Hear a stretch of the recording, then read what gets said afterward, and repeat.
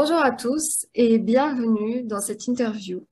Aujourd'hui, nous allons partir à la découverte d'une personne. Je suis Rania Wikassi, connue aussi sous le nom de architecte Atelier Or sur Instagram. Durant cette interview, nous allons découvrir qui est Marc-Charles Nicolas. Donc, je vais vous faire une brève présentation du personnage et puis je poserai quelques questions afin de découvrir plein de choses dès qu'on rentre ça tous ensemble.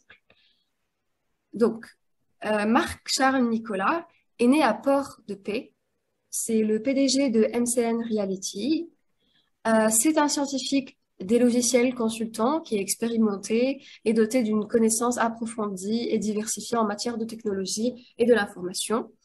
Il a prêté ses services comme administrateur principal des systèmes et ingénieur chez beaucoup de grandes corporations technologiques et financières dans le monde entier.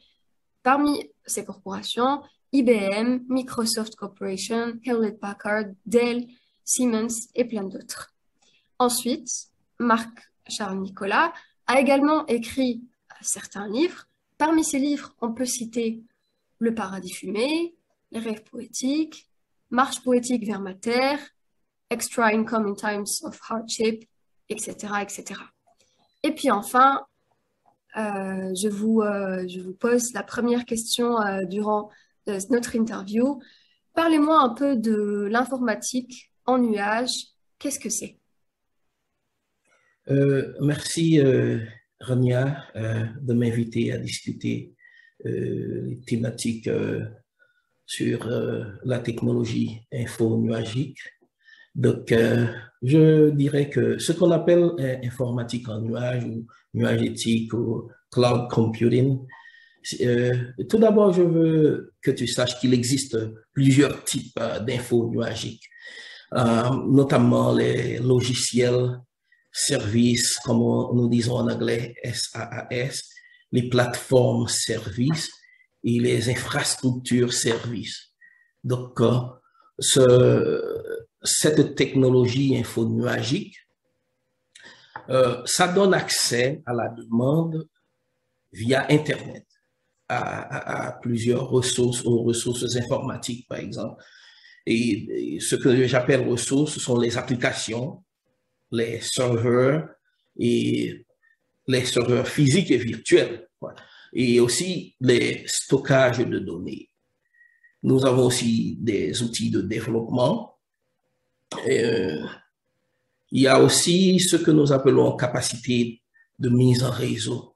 Toutes ces choses-là, hébergées dans un centre de données à distance, c'est-à-dire géré par un service cloud fournisseur, ce que nous appelons en anglais CSP. CSP, c'est Cloud Service Provider, quelque chose comme ça. Voilà.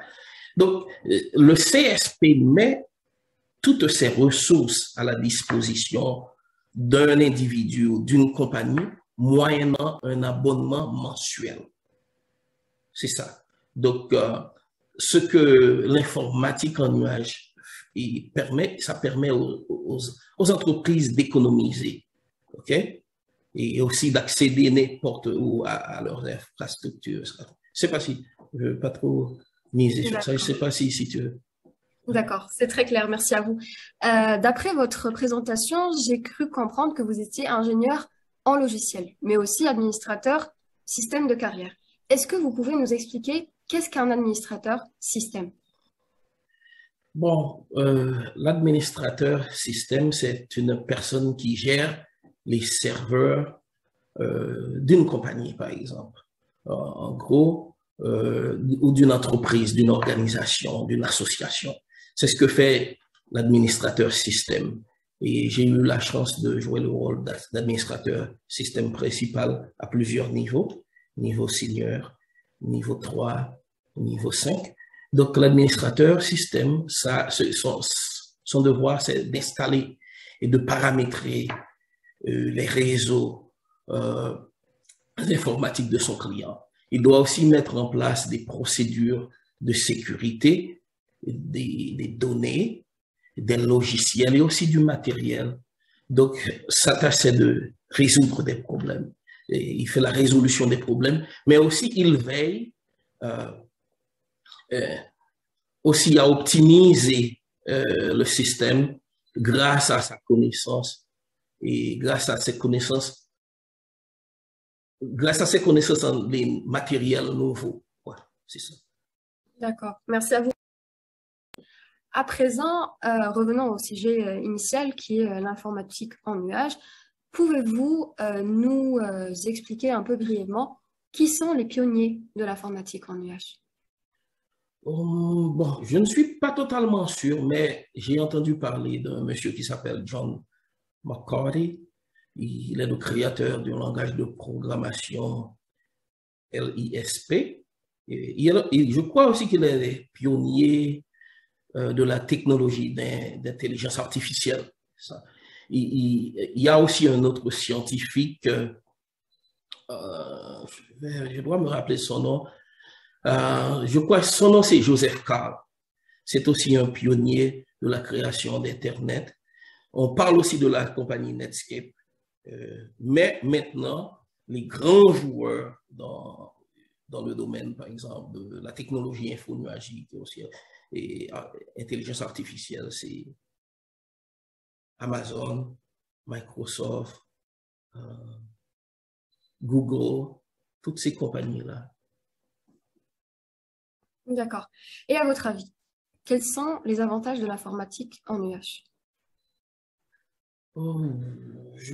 Les avantages sont pluriels. Et l'informatique en nuage, ça aide les entreprises à gagner rapidement en efficacité. Moi, je dirais aussi en portabilité, en agilité, en connectivité. Parce que ces compagnies-là ou ces entités peuvent utiliser cette technologie pour transformer leur processus d'affaires en quelque chose de plus facile, de moins coûteuse aussi, et aussi de plus rapide. Donc, ça aide en question de coût, en question de rentabilité. Donc, je dirais, en fin de compte, c'est une pierre angulaire dans la transformation numérique, dans la réduction des coûts et tout ça. D'accord. Et durant votre discours précédent, vous aviez cité le terme intelligence artificielle. Pouvez-vous nous expliquer brièvement de quoi il s'agit? Qu'est-ce que l'intelligence artificielle?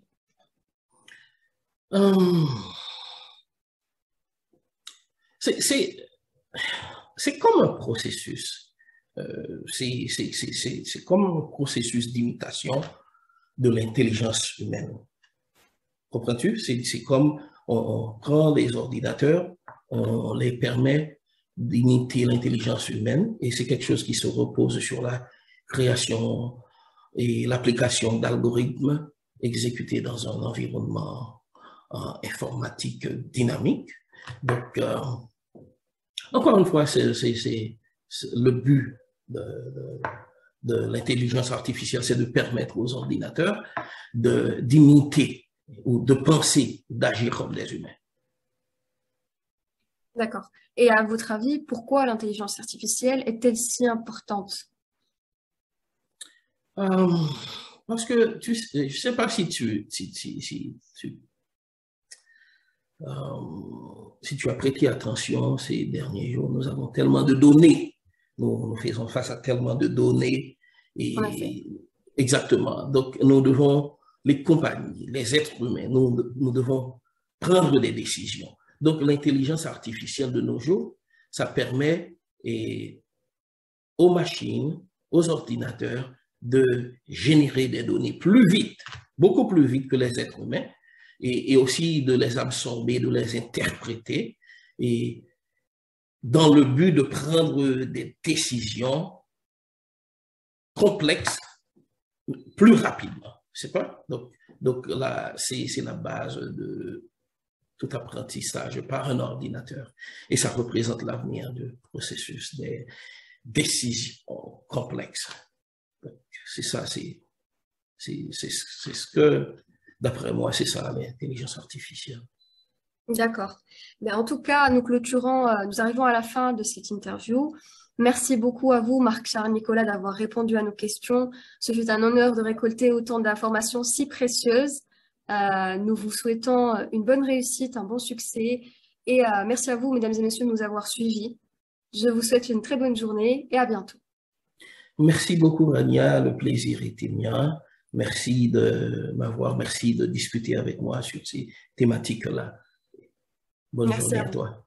Bonne journée.